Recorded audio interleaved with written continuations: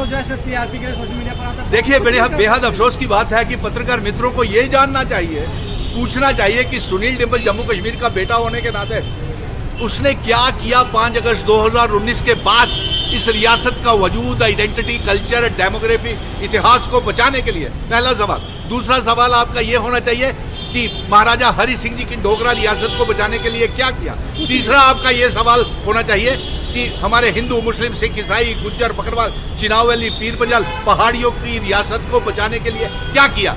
मैं आपको बताता हूं कि सुनील डिम्पल वाहिद वो शख्स है, जम्मू कश्मीर का बेटा, जिसने आप पत्रकार मित्रों को पहले दिन 5 अगस्त 2019 को ही कहा था कि मैं ये जंग का ऐलान कर रहा हूं, मैं रियासत का दर्जा, स्पेशल स्टेटस 370-35 से अपने बुजुर्गों की पगड़ी मान सम्मान के साथ वापिस लेकर के आऊंगा। और इसमें मैंने आप पत्रकार मित्र जो आज मुझे सवाल खड़े कर रहे हैं, जो एक पुरानी कहावत हो गई कि मैं जीत करके ये जंग आया हूं, सड़कों से लेकर सुप्रीम कोर्ट तक, और वहां से रियासत के दर्जे की वापसी, जम्मू कश्मीर में असेंबली के चुनाव करवाने का ऐलान। और यही नहीं, तमाम पॉलिटिकल पार्टीज को मैंने आपसे कहा था पत्रकार मित्रों कि मैं जम्मू कश्मीर की 1,30,00,000 अवाम, नौजवानों को और तमाम पॉलिटिकल पार्टीज को एक मंच के ऊपर, प्लेटफॉर्म के ऊपर लाऊंगा। और आज मेरा विजन डॉक्यूमेंट सुनिए, हमने एक अलायंस बनाया। देखिए, हाँ सुनिए ना, वो अलायंस मैंने जो बनाया, इंडिया अलायंस, और उसके साथ साथ मैंने Congress, national conference, PDP, Kashmir के संगठन और जम्मू के संगठनों को एक प्लेटफॉर्म के ऊपर लाया। ये सबसे बड़ी जीत है। और अफसोस तो इस बात का हो रहा है, पत्रकार मित्रों को आइए पूछना चाहिए कि आपको मालूम है कि कश्मीर के कुछ जयचंद नेता मेरे मित्र हैं, मैं कहता हूं उनको कि वो कश्मीर के लोगों को बहुत बड़ा धोखा कर रहे हैं। वो एनडीए का, भारतीय जनता पार्टी, जिसने रियासत को तोड़ा, हमारे 370 को हटाया और उसके साथ साथ हमारा स्टेट सब्जेक्ट, स्पेशल स्टेटस सब छीन लिया, हमारे रेत, बजरी, पहाड़, पावर प्रोजेक्ट सब नीलाम कर दिए।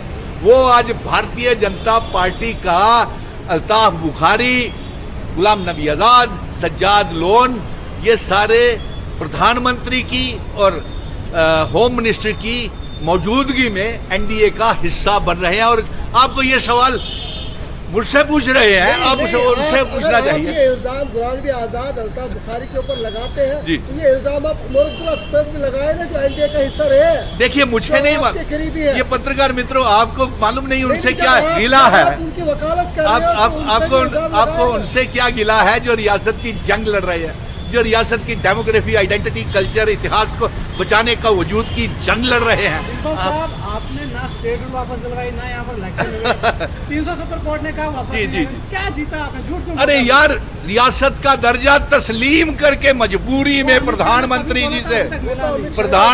जी को बोलना पड़ा, मजबूरी में भारी दिल के साथ तस्लीम करना पड़ा। रियासत भी दूंगा, चुनाव भी करवाऊंगा, क्योंकि ये जंग सुप्रीम कोर्ट से जीत करके रियासत का दर्जा वापस कीजिए। और चुनाव कोर्ट में जीते कहाँ? अरे हम इससे बड़ी अरे यार, आप सवाल जो तो कह रहे थे हम वापस लाएंगे, सूद समेत लाएंगे, वो तो अब अच्छा चलिए, कोई बात। आप मुझे लगता है मेरे पत्रकार मित्र जो है ये गुलाम नबी आजाद के हिमायती हैं, अल्ताफ बुखारी के हिमायती हैं, सज्जाद लोन के हिमायती हैं। क्या मैं ये जानना चाहता हूं, अल्ताफ बुखारी, गुलाम नबी आजाद, कश्मीर की जनता ये जानना चाहती है कि क्या जब आप इनके एनडीए का हिस्सा बनोगे तो क्या ये आर्टिकल 370 आपको वापस देंगे? नंबर 1। नंबर 2, क्या ये रियासत का दर्जा तो हम जीत के लाए, वो इनकी सिफारिश की हमको जरूरत नहीं है, ना अल्ताफ बुखारी की, ना गुलाम नबी आजाद, और ना ही प्रधानमंत्री की। नंबर 3, सुन लीजिए ना,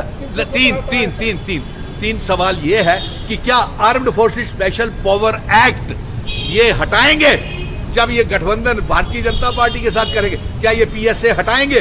क्या जो हमारे उलमा और मजहबी रहनुमाओं के ऊपर, मीरवेज उमर फारूक के ऊपर जो वो लगा हुआ है, रोक लगी हुई है, नमाजें पढ़ने पे रोक है, क्या ये हटाएंगे? या आप इसको रियासत की वजूद को जमींदोज और कर देंगे भारतीय जनता पार्टी एनडीए का हिस्सा बन करके? आपसे 370 हमेशा के लिए दफन हो गया है, आपको किस तरह से अरे हम देखिए, हम इसकी जंग जो है सियासी जंग भी लड़ेंगे, 100 सालों तक लड़ेंगे, और जिस पार्लियामेंट में ये इसको गैर आईनी तरीके से, अनकॉन्स्टिट्यूशनल से तरीके से हटाया गया है, वही पार्लियामेंट में हम इसको अमेंडमेंट करवाएंगे और इससे बड़ी जंग हम जीत करके आएंगे। हम तो इल्हाक की शर्तें, इंस्ट्रूमेंट ऑफ असेशन, जिन शर्तों के ऊपर इल्हाक हमारे महाराजा, हमारे बुजुर्ग हिंदू, मुस्लिम, सिख, ईसाई, गुज्जर, बकरवाल, चिनावली, पीर पंजाल, पहाड़ी लोग करके गए हैं, हम वो इंस्ट्रूमेंट ऑफ असेशन की शर्तें जम्मू कश्मीर, लद्दाख, पीओके, गिलगिट बल्टिस्तान को जम्मू कश्मीर रियासत का हिस्सा बनाएंगे। और इसके साथ साथ हम ये भी करेंगे कि हम 6 की 6 सीटें जम्मू की जीत रहे हैं, जम्मू कश्मीर की जीत रहे हैं। और मैं कश्मीर के लोगों से ये गुजारिश करूंगा कि आप जब 3 सीटों के लिए वोट करें तो उस पार्टी को वोट करें जो 370 की हिमायती हो, जो रियासत के दर्जे की हिमायती हो, जो स्टेट सब्जेक्ट की वापसी के लिए और जो इल्हाक की शर्तें लागू करवाने के लिए हमारे साथ जंग में शामिल हो। और इसके साथ साथ मैं आपको ये बताता हूं कि रियासत भी आएगी और चुनाव भी होंगे असेंबली के चुनावों से पहले। लेकिन अफसोस इस बात का रहेगा कि एनडीए का हिस्सा अल्ताफ बुखारी, गुलाम नबी आजाद और सज्जाद लोन बन रहे हैं, ये बेनकाब हो गए। कश्मीर के पार्लियामेंट के चुनाव तो ये हारेंगे और